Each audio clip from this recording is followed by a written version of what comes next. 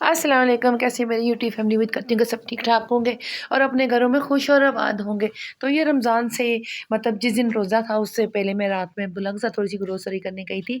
तो यहाँ पे जेलम का शहर जो है बहुत अच्छा इन्होंने सजाया हुआ था। बड़े प्यारी लाइटिंग की हुई थी। मरीम नवाज़ साहिबा ने जेलम की तो बिल्कुल लुक ही चेंज कर दी। हमने कभी इतने 10 सालों में मैं जेलम शिफ्ट हुई हूँ, मैंने नहीं देखा कि जितना खूबसूरत जेलम शहर इस दफ़ा सजा है। बड़ा ही प्यारा लग रहा था। डीएचक्यू से आगे जो रोड है ना, कचहरी मोड़, वहाँ पे इन्होंने बहुत प्यारा इन्होंने सजाया हुआ था। और फिर ये थोड़ी बहुत ये फेनियाँ वग़ैरह मैं ख़रीद के लाई थी, तो उसके लिए तैयारी करनी थी सुबह रोज़े के लिए। तो आटा-वाटा गूँधा और सामान-शमान हम जो लेके आए थे घर, तो वो ला के रखा है। और ये आज हमारी पहली सहरी है। इसमें पराठे बनाए थे, चाय बनाई थी, फेनियाँ बनाई थी और रात को अंडे प्याज़ का सालन हमने थोड़ा-सा बना लिया था। तो मैंने कहा कि चलो जी हमारी जो सहरी है वो इस तरह हो जाए। तो बस ये बच्चों ने जो थोड़ी बहुत जो खाया पिया है, बस अल्लाह की रहमत है। ये भी मैं कहती हूँ अल्लाह की शान है जो जो हमें रिज़्क अता कर रहा है इस बरकत के महीने में। तो मैं अभी अब्दुल्ला के लिए फ्रूट चाट बनाने लगी थी। ये सुबह मैंने ना भिगो दी थी माश की दाल। इसकी थोड़ी-सी जो है मैंने दही फुल्कियाँ एक डोंगा बनानी थी, तो आधा कप से भी थोड़ी-सी दाल थी, क्योंकि मुझे ज़्यादा नहीं बनानी थी। तो फ्रूट तो इतना महँगा हो गया, मैंने कहा चलो पहला दिन है फ़ातिया भी दे देंगे बुज़ुर्गों की और इनके वालिद साहब की भी फ़ातिया दे देंगे। तो फ्रूट चाट तो मैंने फिर बनाई थी, साथ जो है ना 1 बॉल ही बनाया, ज़्यादा नहीं। ये देखें जी, देख सकते हैं कितना सारा बॉल है, बीच में बस केले, सेब और अमरूद ही डला है, क्योंकि खकड़ी वग़ैरह तो अभी आपको पता है ही नहीं। ये थोड़ा-सा मुट्ठी भर ड्राई फ्रूट भी मैंने बीच में डाल दिया था इसके अंदर, मैंने कहा थोड़ा-सा इसका ज़ायका बहुत अच्छा हो जाए।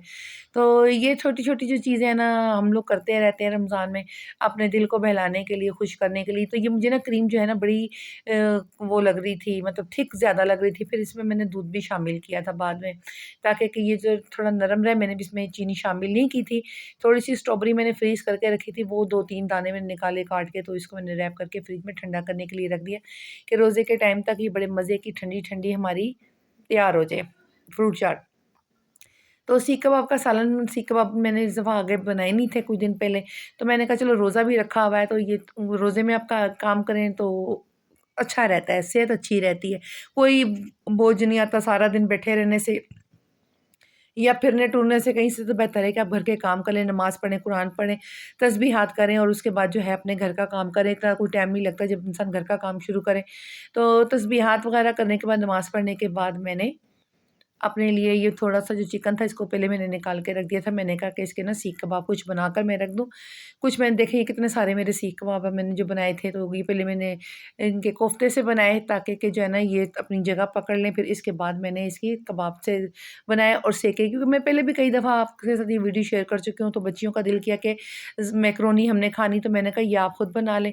तो फ़ातिमा बाजी जो है वो, उनसे सब्र नहीं हो रहा था, कहती मेरी लत्तों लाटों लातों में जान नहीं है, लाटों में कह रही हूँ, लातों में जान नहीं है। तो वो तो ऊपर चढ़ के बैठ गई।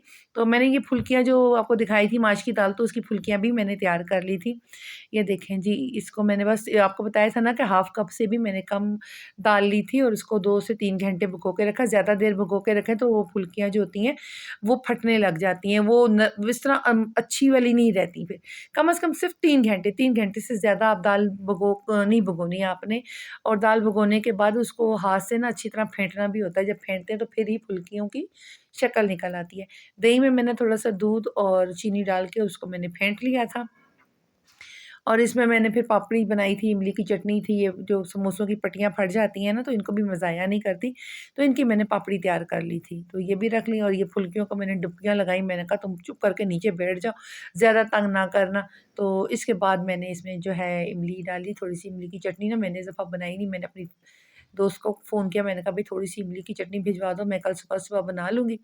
ये देखें जी, इमली की चटनी जितनी ज़्यादा ऊपर डली हो ना, उतना ही स्वाद की जो है दही फुल्कियाँ बनती हैं।